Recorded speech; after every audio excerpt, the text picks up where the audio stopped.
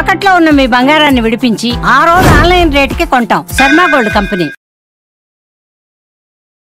నమస్కారం, నేను మీ జాహ్నవి. మనతో ఉన్నారు లలిత ఉపాసకులు, ఆధ్యాత్మికవేత్త నిట్టెల కిరణ్మయ్య గారు. అమ్మ నమస్తే. నమస్కారం అమ్మ. అమ్మ, ఉదయం 4 గంటలకి 5 గంటలకి బ్రాహ్మీ ముహూర్తంలో లేవాలి అంటారు. ఇప్పుడున్న పరిస్థితుల్లో రాత్రి పడుకునేదే 11-12 అవుతుంది. మరి ఆ టైంలో పడుకుని ఉదయాన్నే లేవాలి అంటే నిద్ర సరిపోవట్లేదు. డే మొత్తం యాక్టివ్గా ఉండరు, నిద్ర వస్తూ ఉంటుంది. మరి అసలు 7-8 కలా లేస్తున్నారు, పనులు అవ్వట్ల, అన్ని హడావిడి. ఇలా కాకుండా రోజు మొత్తం అలసట లేకుండా ప్రశాంతంగా ఉండాలి, ఉదయమే లేవాలి అనుకునే వాళ్ళకి ఏమైనా మంచి టిప్స్ చెప్పండి అమ్మా. ఒక అద్భుతమైనటువంటి టిప్ ఏంటంటే, హిందూ తత్వంలో వేదం మనకి ఇచ్చినటువంటి ఒక అద్భుతమైనటువంటి కాన్సెప్ట్ ఏంటంటే, మనిషికి నిజం చెప్పాలి అంటే ఎటువంటి శరీర ధర్మాన్ని కలిగినటువంటి వాళ్ళైనా సరే, తన శరీరంలో పరమాత్మ చైతన్యం ఉంది అని సంపూర్ణంగా నమ్మేటువంటి వాడు ఎవడైనా సరే, తన ఆహార్యం ఎలా ఉన్నా సరే, అనారోగ్య ప్రక్రియలు ఆరోగ్యం ఎలా ఉన్నా సరే, ఇవన్నీ ఒక మూలకంగా కనుక పెట్టుకుంటే, మనిషి నిజంగా చెప్పాలి అంటే ఏ 9కో 10కో పడుకున్నా కూడా, ఏ 5కో 6కో 7కో లేచినా కూడా, అందులో నిజంగా ఒక మనిషి క్వాలిటీ నిద్ర ఎంతసేపు పోతాడు అనేటువంటి దాన్ని డ్రాస్టికల్గా మనం జాగ్రత్తగా లెక్క పెడితే, అంటే ఇప్పుడు రకరకాల మీటర్స్ వస్తూ ఉన్నాయి. ఆ మీటర్స్ మనిషి దగ్గర పెడితే వాడు ఎంత డీప్ స్లీప్లో ఉన్నాడు, ఎంత హాయిగా పడుకున్నాడు, వాడు ఎంత చిరాకు నిద్రలో ఉన్నాడు అనేటువంటివి మనకు తెలిసిపోతూ ఉంటాయి. అలా ఇంగ్లాండ్కి సంబంధించినటువంటి ఒక శాస్త్రవేత్త మనకు ఉన్నటువంటి వేదపూరితమైనటువంటి వేదం అంతర్గతంగా చెప్పినటువంటి ఎన్నో కాన్సెప్ట్స్ని బుక్లో రాసుకుని దాని మీద ప్రయోగాత్మకంగా చాలా విషయాలు కనుక్కోవడం కోసం ప్రయత్నిస్తే, ఆయన కూడా చెప్పినటువంటి విషయం ఏంటంటే, ఒక మనిషి క్వాలిటీ నిద్ర 3.5 అవర్స్ పర్ డే. 3.5 అవర్ మీరు ఎన్ని గంటలైనా పడుకోండి, అది మంచం మీద, అది మీ సుఖం కోసమే.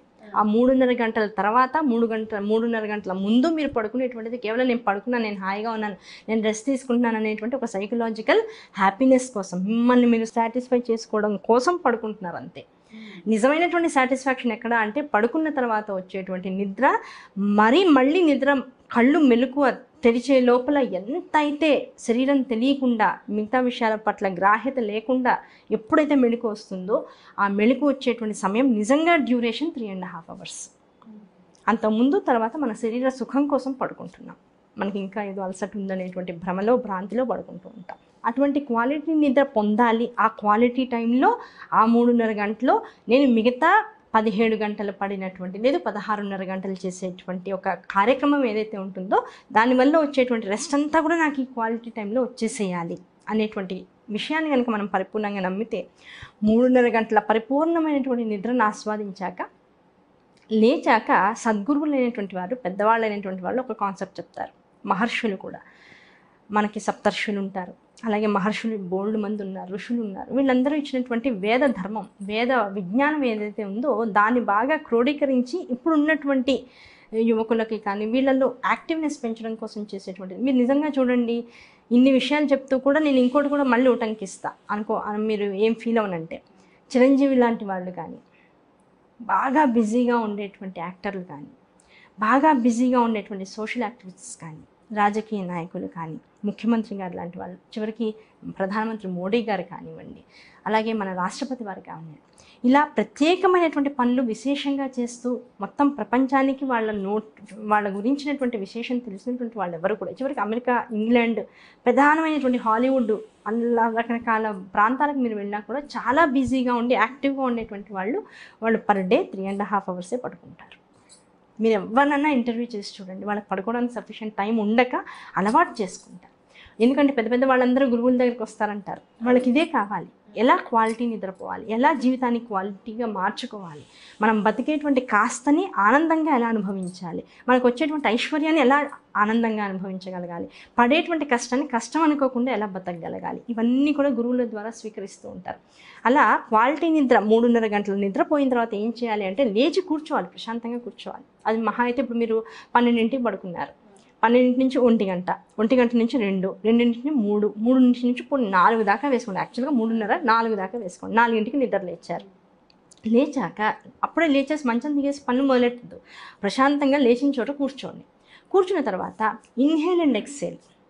మనం యాక్చువల్గా 24 గంటలు కూడా ఏ పని చేసినా కూడా వదలకుండా అంటిపెట్టుకునేటువంటి కర్మ క్రియ ఏదైనా ఉంది అంటే అది మన ఊపిరి. ఎక్కడన్నా ఉండండి, మీరు ఏ పనన్నా చేస్తూ ఉండండి, టెన్షన్ పడుతూ ఉండండి, ఏడుస్తూ ఉండండి, నవ్వుతూ ఉండండి, అన్నం తింటూ ఉండండి, తినకుండా ఉంటూ ఉండండి, వాష్రూమ్కి వెళ్ళండి, ఇంకోటి చేయండి, ఇంకోటి. త్రూ అవుట్ మీతో పాటు ఉండేటువంటిది మన ఉచ్ఛ్వాస నిశ్వాసాలు, మన ప్రాణాధార శక్తి. ఆ ప్రాణాధార శక్తిని ఆ సమయంలో ఏం చేయాలంటే మన శరీరంతో పాటుగా దాన్ని అనుసంధానం చేయాలి. ఇంతకుముందు వీడియో ఒక దానిలో చెప్పుకున్నాం, అన్నంతో పాటు మన ప్రాణాధార శక్తిని, మన ధ్యానాన్ని చేయాలి. ఒక బిర్యానీ వండాలంటే దాంతో ఎంత మనం రమించిపోవాలనేటువంటి విషయం తెలుసుకున్నాం. అలాగే ఇప్పుడు మన శరీరంతో మనం ప్రాణవాయువుని ఎలా అనుసంధానం చేసుకోవాలి. గాలి లోపలికి పీల్చుకుందాం. గాలి లోపలికి ఎలా పీలుస్తున్నావు? ఆ పీలుస్తున్నప్పుడు నువ్వు ప్రపంచమంతా వ్యాపించిపోతున్నట్టు. ఇప్పుడు ఒక గాలి బెలూన్లోకి మనం ఊదుతూ ఉంటే ఆ బెలూన్ ఏమవుతుంది? ఉబ్బుతూ ఉబ్బుతూ ఉబ్బుతూ ఉబ్బుతూ దాన్ని ఎంతైతే పరిమాణమో ఆ పరిమాణాన్ని ఆధారం చేసుకుని అంత పెద్దగా బెలూన్ ఊదపడుతుంది. మన పరిమాణం ఏమిటి? వేదం ఏం చెప్తుంది? నువ్వు ప్రపంచమన్నా అంతా వ్యాపించి ఉన్నావని చెప్తోంది వేదం. కనుక ఇప్పుడు నువ్వు లోపలికి గాలి పీలుస్తుంటే ఇప్పుడు నీలో ఉండేటువంటి ఆ ప్రపంచమంతా నిబిడీకృతమయ్యేటువంటి ప్రాణాధార శక్తి ఏమవ్వాలి అంటే ప్రపంచమంతా స్ప్రెడ్ అవ్వాలి. అంటే ఇప్పుడు నువ్వు ప్రపంచం అంతా లావు ఉన్నావు, నీలోనే ఆకాశం ఉంది, నీలోనే నక్షత్రాలు ఉన్నాయి, నీలోనే సూర్యచంద్రులు ఉన్నారు, నీలోనే నీ ఇల్లు ఉంది, దాంతోపాటు ఈ కాలనీ ఉంది, దీంతోపాటు హైదరాబాద్ ఉంది, హైదరాబాద్తో పాటు తెలంగాణ ఉంది, పక్కన ఉన్నటువంటి ఆంధ్ర ఉంది, ఆ కింద ఉన్నటువంటి కేరళ ఉంది, తమిళనాడు ఉంది, కర్ణాటక ఉంది. ఇవన్నీ భావిస్తూ మొత్తం ప్రపంచమంతా నీలోకి వచ్చేసి అలాంటి ఒక డీప్ బ్రీత్ తీసుకో. మళ్ళీ బయటకు వదిలేస్తున్నావు. మొత్తం నీలో ఉన్నటువంటి ప్రపంచాన్ని అంతా అమ్మవారు ఎలాగైతే ప్రపంచాన్ని నిర్మించడం కోసం తనలో ఉండేటువంటి శక్తి అంతా బయటకు వదిలిందో అలా మొత్తం ఒక ఊపిరితో బయటకు వదులుతూ మొత్తం ప్రపంచాన్ని బయటకు వదిలేస్తుంది.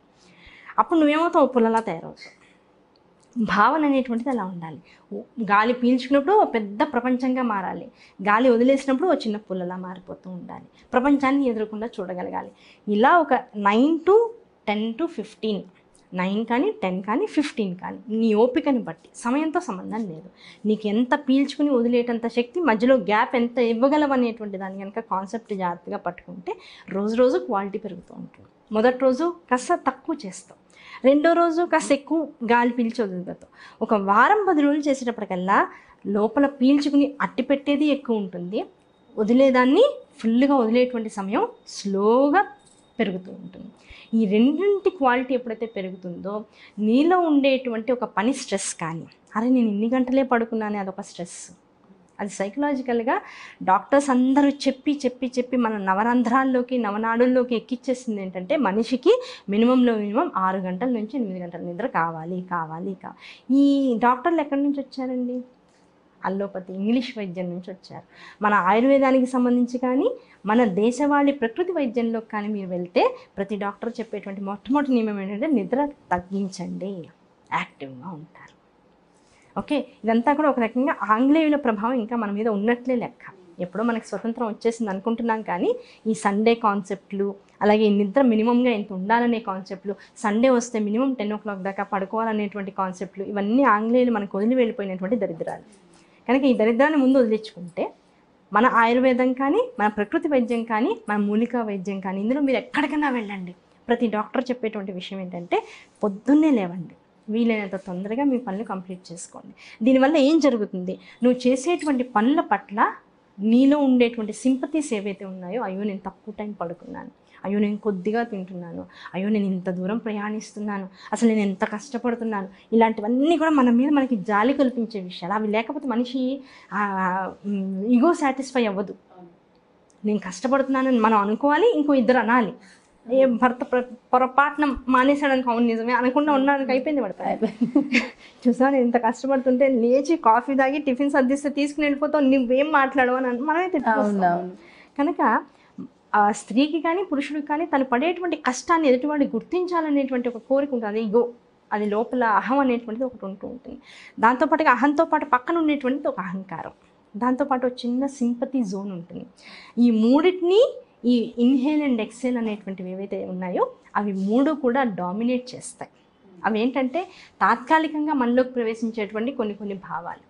ఆ ఈగోయిజం కానీ, లేకపోతే సింపతి అనేటువంటిది కోరుకోవడం అనేటువంటిది కానీ, అలాగే ఎదుటివాళ్ళు మనల్ని ఏదో గుర్తించాలనేటువంటి ఒక వ్యామోహం కానీ, ఈ మూడు కూడా తాత్కాలికంగా వస్తూ ఉంటాయి, వెళ్ళిపోతూ ఉంటాయి. ఆ మూడింటిని మీద జయం సాధిస్తే మనిషి ఇంక ఈ మూడు కోరుకోడు. నేను కష్టపడుతున్నాను అనుకోడు. కష్టము ప్లెజర్ ఇవ్వాలి. ఇప్పుడు కూడా సత్యసాయిబాబా చెప్తుంటారు, మన కష్టం, ఇప్పుడు ఒక పని చేస్తున్నావు, ఆ పని విసుగొచ్చింది లేకపోతే అలసిపోయావు, పని విషయాన్ని మార్చుకో, జోన్ మార్చుకో. అంతే తప్ప పని మానేసి రెస్ట్ తీసుకోవడం మొదలెడితే రెస్ట్ తీసుకోవడంలోనే ఆనందాన్ని ఎక్కువ పొందడం శరీరం అలవాటు చేసుకుంటుంది. ఎప్పుడైతే శరీరం రెస్ట్కి అలవాటు పడుతుందో మనస్సు ఎంత యాక్టివ్గా ఉన్నా శరీరం లేవడానికి రెడీగా ఉండదు. ఎప్పుడైతే అలా శరీరం కుంటుపడిపోయిందో ఆటోమేటిక్గా ఇంద్రియాలు నెమ్మదిగా కుంటుపడిపోతుంది. అయితే ఈ సందర్భంగా ఒక చిన్న ప్రశ్న అడుగుతామా, చాలా మంది అంటే ఒక్కొక్కసారి ఒక్కొక్క ఊపులో ఏదైనా పని అనుకుని ప్రెషర్లో బాగా చేసేస్తూ ఉంటారు. 2-3 రోజులకు మళ్ళీ చల్లబడి నార్మల్గా అయిపోతారు. ప్రెషర్ అనేటువంటిది ఒక స్ట్రెస్లోకి వచ్చి ఆ పని చెయ్యాలనేటువంటి ఒక ఏదో నన్ను ఏదో అంటున్నారు, నీకు చేతరాదు అంటున్నారు, అది తాత్కాలికంగా ఇగ్నెంట్ అయ్యేటువంటి ఒక అగ్ని లాంటిది. అది ఎంతవరకు ఉంటుందంటే ఆ పని అయ్యేదాకా వీళ్ళు అది ఒకళ్ళు నన్ను అవమానించారు, అది కరెక్ట్ కాదని ప్రూవ్ చేయాలనేంతవరకు మాత్రమే ఉంటుంది. అప్పుడు చేసేస్తారు. అయ్యాక 2-3 రోజులు రెస్ట్ తీసేసుకుని బాబా నేను ఎంత అలసిపోయాను, అసలు నా వల్ల కాదనేసి రెస్ట్ తీసుకోవడం లేకపోతే పనులకు దూరంగా ఉండడమో చేస్తూ ఉంటారు. ఈ 2 కాన్సెప్ట్స్ మంచివి కాదు. మనిషికి ఇచ్చినటువంటి దేహము దేనికోసము అంటే కాళ్ళు చేతులు మిగతా ఏ జంతువులకి లేవు. మనిషికి ఎందుకు ఇచ్చారు అంటే దీంతో నువ్వు సంపూర్ణంగా నువ్వు ఆనందంగా ఉండు, నీకు కావాల్సిన పనులు చేసుకో, ప్రపంచంలో నీతో పాటు ఇంకో నలుగురికి సర్వీస్ చేయి, నీ వల్ల కూడా వాళ్ళు ఆనందంగా ఉండాలి. సర్వీస్ ఓరియంటెడ్ లైఫ్ మనిషికి ఒక్కడికే ఉంది, కారణం వీడికి అన్నీ ఉన్నందుకు. దాంతోపాటుగా మనస్సు బుద్ధి అనేటువంటివి మిగతా వేటికి లేవు, నీకే ఉంది. అహంకారము చిత్తము అనేటువంటిది ప్రతి జీవికి ఉంటుంది. నిన్న జరిగిన భయానికి ప్రతి జీవి ఇంకో జీవికి భయపడుతూ ఉంటుంది. అలాగే మనం కూడా నిన్నటి జరిగిన వాటికి మొన్నటి జరిగిన వాటికి ఒక ఫైల్స్ ఏర్పాటు చేసుకుని మళ్ళీ అవి రిపీట్ కాకుండా జాగ్రత్త పడుతూ ఉంటాం. కనుక చిత్తము అహంకారంతో బెంగలేదు, ఉన్నదల్లా మనస్సు బుద్ధితోనే ప్రాబ్లం వల్ల. ఈ రెండింటిని ఒక తాటిలోకి తెచ్చుకోవాలంటే ఇన్హేల్ ఎక్సేల్ అనేటువంటి వాటిని పొద్దున పూట ఇట్లా ఒక 10 to 15 minutes నువ్వు ప్రాక్టీస్ చేస్తూ ఉంటే, ఆ ప్రాక్టీస్తో పాటు తర్వాత చేయాల్సింది ఏంటంటే మొత్తం ఈ ప్రపంచంలో ఉండేటువంటి అందరికన్నా కూడా నా అంత అదృష్టవంతుడు ఇంకెక్కడా లేడు అనేటువంటి కాన్సెప్ట్ని పరిపూర్ణంగా ఆ టైంలో మనం నమ్మాలి. బ్రాహ్మీ ముహూర్తము అని ఇందాకన్నాం. ఆ బ్రాహ్మీ ముహూర్తము అంటే అర్థం ఏమిటి అంటే బ్రహ్మ తన పనులకి ఆజ్యము అక్కడ పోసుకుంటూ ఉంటాడు. బ్రహ్మ కూడా తన పనిని అక్కడ మొదలెడుతూ ఉంటాడట. ఆయనకి నిద్ర ఉందా అంటే ఉందా లేదా అనేటువంటి కాన్సెప్ట్ పక్కన పెడితే ఆయన తన పనులను అక్కడ మొదలెట్టి ఆ సమయానికి ముందు 2 నిమిషాల ముందు ఆపి మళ్ళీ మొదలెడుతూ ఉంటాడట. కనుక నిద్ర లేకుండా బ్రహ్మ ఇంత జగత్తుని మనకి ఇస్తూ దీనిలో జరిగేటువంటి సర్వ కార్యక్రమాలకి ఆయన సాక్షిభూతుడిగా ఎలా నిలుస్తున్నాడో అలాగే ఆయన ఇచ్చినటువంటి దేహం, ఆయన ఇచ్చినటువంటి బుద్ధి, దాంతోపాటు నడిచేటువంటి మనలో ఉండేటువంటి కెపాసిటీ, వీటన్నిటినీ కూడా ప్రకృతితో అనుసంధానం చేయడం ద్వారా ప్రకృతితో ఉండేటువంటి మౌలిక పదార్థాలతో ఎప్పుడైతే మనం మింగిలైపోయి నడుస్తూ ఉంటామో దాని ద్వారా అలసట తక్కువ పొందడం అనేటువంటిది. ఎప్పుడైతే నువ్వు మార్నింగ్ లేచి ఫ్రెష్గా ఇట్లాంటి ఇన్హేల్ ఎక్సెల్ ఇదేంటంటే చెప్తుంటే నమ్మనటువంటి వాళ్ళకి ఎలా ఉంటుంది అంటే ఈ ఒక్క కాన్సెప్ట్తో లైఫ్ మారిపోతుందా, మరీ సిల్లీగా చెప్తున్నారు, చాలా ఇదొక్కటి చాలా అందరూ దీంతోనే బాగుపడిపోతున్నారు అంటే చేసేవాడికి తెలుస్తుంది ఆ క్వాలిటీ ఏంటి అనేటువంటిది. ఇలా కాసేపు చేసిన తర్వాత ఆ ఉన్నటువంటి చోటనే కాసేపు అలా కూర్చుని మీకు నచ్చినంతసేపు మీ మనస్సు ఇంకా దిగుదాం ఇంకా పని చేసుకుందాం అనేంతసేపు కనుక అలాంటి పొజిషన్లోనే కాసేపు కూర్చుని ప్రశాంతంగా ఉండి అప్పుడు నెమ్మదిగా దిగి మీ పనులు మొదలెట్టుకున్నారనుకోండి, నిజంగా ఆవలింత కూడా రాకుండా మళ్ళీ మనం పడుకునేదాకా మనకి టైం వెళ్ళిపోతుంది. బాడీకి స్ట్రెస్ రాదు, స్ట్రెస్ రిలీఫ్ అయిపోతూ ఉంటుంది. కారణం ఏమిటి అంటే ఏ ఇన్హేల్ ఎక్సేల్ అయితే నువ్వు చేస్తూ పోయావో దానివల్ల నీలో ఉండేటువంటి నకారాత్మకమైనటువంటి ఉద్వేగభరితమైనటువంటి స్ట్రెస్ని కలిగించేటువంటి రకరకాలైనటువంటి నెగిటివ్నెస్ అన్నీ కూడా ఎక్సేల్ అయిపోతూ ఉంటాయి. ఇవన్నీ భావాలు, ఆలోచనలు, మనలో ఉండేటువంటి రకరకాల భయాలు. ఈ భయాలు ఉన్న కొద్దీ మనకి సెక్యూర్ జోన్లో ఉందాం అనిపిస్తూ ఉంటుంది. ఆ భయాలు ఎప్పుడైతే బయటికి వెళ్ళిపోయావు ఇంకా సెక్యూరిటీ ఎందుకు నీకు, మిగతా టైం అంతా యాక్టివ్గా ఉందాం అనుకుంటూ ఉంటాం. అలాగే తినే ఫుడ్ క్వాలిటీ ఫుడ్ తిను, క్వాంటిటీ ఆఫ్ ఫుడ్ మీద మనసు పెట్టకు. ఖచ్చితంగా అమ్మ దీని గురించి కూడా ఒక వీడియో చేద్దాం. అంటే ఎలాంటి ఆహారం తీసుకోవాలి, ఎలా ఉండాలి. ఎప్పుడైతే క్వాలిటీ ఆఫ్ ఫుడ్ తీసుకుంటావో క్వాంటిటీ మీద ఎప్పుడైతే శ్రద్ధ లేకుండా ఉంటుందో అప్పుడు క్వాలిటీ ఏం చేస్తుంది, అన్నం ఎక్కువ తీసుకున్న కొద్దీ నీదో మందకొడితనం పెరిగిపోతుంది. తక్కువ ఆహారం తీసుకున్నావు యాక్టివ్గా ఉంటావు, ఏం తీసుకోవాలో ప్రాణాధార శక్తిని ఇచ్చేటువంటి ప్రాణిక్ ఫుడ్ని తీసుకున్నావు ఆనందంగా ఉంటావు. ఆనందం ఏం చేస్తుంది, నీలో ఉండేటువంటి చైతన్యాన్ని ఇంకా ద్విగుణీకృతంగా పెంచుతుంటుంది. చైతన్యం అంటే నువ్వు చేయగలిగేటువంటి కెపాసిటీ ఉన్నటువంటి స్థితి. ఆ కెపాసిటీ పెరిగిన కొద్దీ వర్క్లో క్వాలిటీ పెరుగుతుంది, అవుట్పుట్లో క్వాలిటీ పెరుగుతుంది. ద సేమ్ వే ఇంత కష్టపడి రాత్రికి ఇంటికి వచ్చిన తర్వాత పడుకునేటువంటి నిద్ర మంచం మీద వాలిన తర్వాత సెకండ్ నిమిషంలో నువ్వు హాయిగా నిద్రలోకి వెళ్ళిపోతావు. అనవసరమైన ఈ పొద్దున్న నుంచి జరిగిన విషయాలు మళ్ళీ రివైండ్ అవ్వడానికి ఇంకో చెత్త క్రియేట్ అవ్వదు లోపల. అదే నువ్వు నిద్ర రాకపోయినా 12ంటికి పడుకున్నావు అనుకో, ఇవన్నీ ఒక గంట సేపు లోపల రివైండ్ అవుతూ ఉంటాయి. నువ్వు ఎంత కాదనుకున్నా, మా బాస్ అలా అన్నాడు, లేకపోతే పలానా ఆటో వాడితో ఇలా పోట్లాటైంది, కింద వాచ్మెన్ ఇలా అన్నాడు, మా ఆయన ఏమన్నాడు, మా పిల్లలు ఇలా చేస్తారు, ఇవే ఒక 1 అవర్ రౌండ్ అప్ అవుతాయి ఎంత అలసిపోయినా సరే. ఇలాంటి లైఫ్ని, ఇలాంటి మా ప్రారంభాన్ని కనుక రోజుకి మనం ఇవ్వగలిగినట్లయితే ఎంత క్వాలిటీ అంటే, పడుకున్నాము అంటే అది ఏ క్షణంలో అన్నా పడుకోండి, వెంటనే నిద్రలోకి వెళ్ళిపోతారు. మీరు అలారం పెట్టుకోవడం 3:30కి 4 o'clockకి అలారం పెట్టుకోవడం కూడా నేను ఛాలెంజ్ చేస్తాను. 4 to 5 days ఉంటుంది. ఆ తర్వాత ఎవరు అలారం పెట్టుకోగల ఆటోమేటిక్గా 3:30, 4 o'clockకి మెలకు వచ్చేస్తుంది. ఇలాంటి వీడియోస్ ఇదివరకు కూడా నేను ఎన్నో ప్రవచనాల్లో చెప్పిన తర్వాత చేసిన వాళ్ళు చాలామంది ఉన్నారు. అందులో చాలామంది మేము 60 ఏళ్ళు 70 ఏళ్ళు మేము కూడా చేయగలమా అని అడిగినటువంటి వాళ్ళు ఉన్నారు. అలా అడిగి ఇవాళకి నాకు మెసేజెస్ ఎలా వస్తాయంటే, మేడం ఇవాళకి మేము 3:30కే లేస్తున్నాం, కాసేపు పడుకుందాం, పిల్లలు లేరు, పనులు లేవు అనుకున్నా సరే శరీరం పడుకోనివ్వట్లా, హాయిగా ప్రశాంతంగా ఉండని చెప్తుంది ఆ శరీరం అని చెప్తున్నా. This is the quality life. నిజంగా చాలా చాలా చాలా చక్కటి అంశాలు చెప్పారమ్మా. Thank you so much. నమస్తే. చూసారు కదండి, నిద్ర సరిపోవట్లేదు, అయ్యో నేను 6-7 గంటలు నిద్రపోలేకపోతున్నాను అని బాధపడే వాళ్ళు ప్రతి ఒక్కరికి కూడా ఈ వీడియో చక్కటి ఉపశమనం అనే చెప్పాలి. నిజంగా ఈ వీడియో చూసిన తర్వాత చక్కగా మన కెరీర్ మీద, మన బిజినెస్ మీద, ఏవైతే మన వ్యాపకాలు ఉన్నాయో వాటి మీద చక్కగా కాన్సన్ట్రేట్ చేసుకోవచ్చు. కేవలం ఈ వీడియో ద్వారా మీకు పూర్తి డీటెయిల్స్ తెలుస్తాయి. మరి బ్యూటిఫుల్ వీడియోతో మళ్ళీ మీ ముందుకు వచ్చేస్తా. నమస్తే.